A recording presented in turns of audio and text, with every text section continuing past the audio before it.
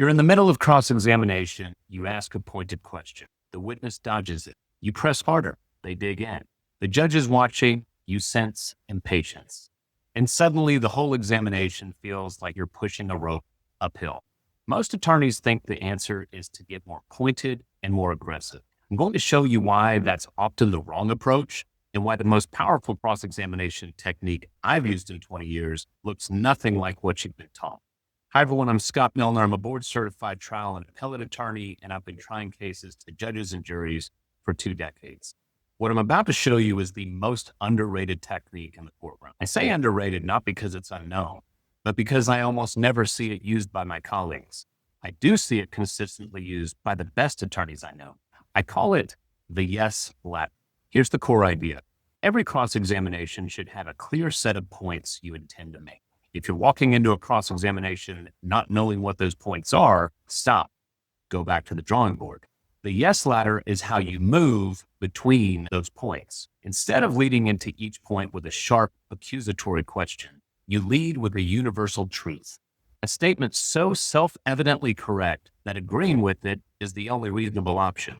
These are things like, parent acrimony is hard on children.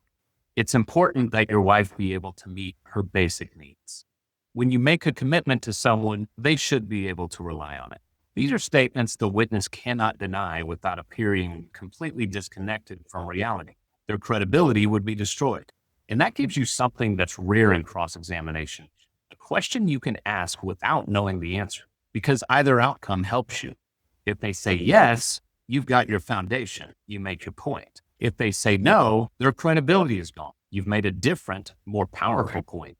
Now, you continue having the witness agree to statements that are, of course, relevant to the point you are leading the witness to, but that are the kind they have to agree with. And as you move down the ladder, of course, these statements become less universal and more specific to your case. Let me walk through what this looks like in practice. Let's say one of the themes in my divorce case is that my client deserves to move on from this marriage with dignity. And dignity, in practical terms, means being able to meet her basic needs without destroying her long-term financial security. The husband in this case has refused to agree to any ongoing maintenance or any disproportionate property division whatsoever. He earns a good living. She's largely been a homemaker, but in his view, a fair outcome is a 50-50 split. Now, I have him on the stand. I start with the latter. Mr. Smith, you would agree with me that both you and your wife deserve to move on from this divorce with dignity. Yes.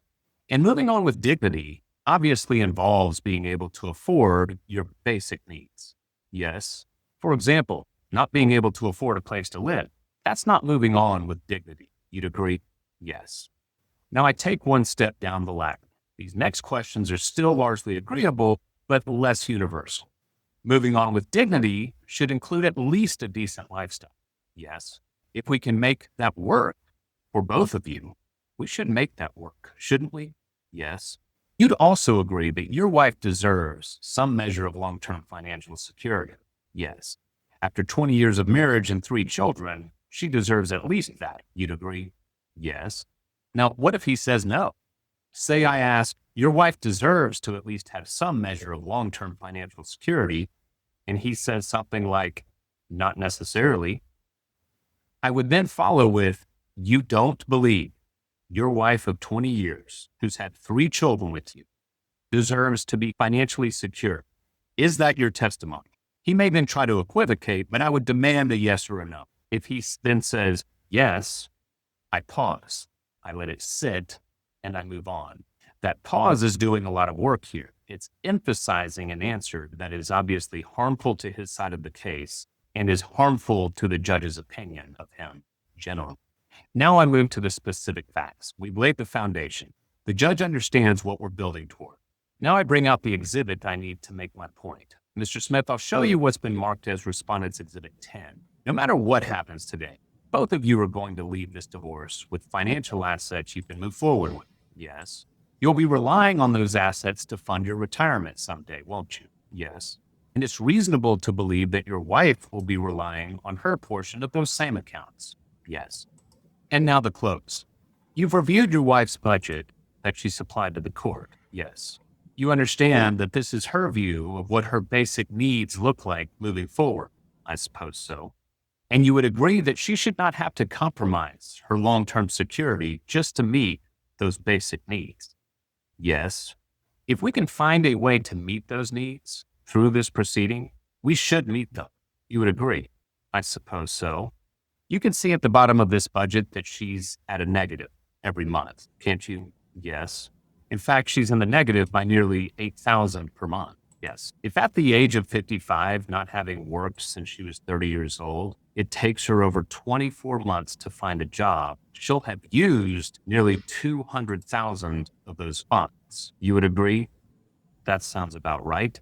That's not conducive to long-term security. You would agree with that? Yes. Now, once again, if he says no at any time, I'll have him commit to that answer. I'll pause and I'll just simply move on.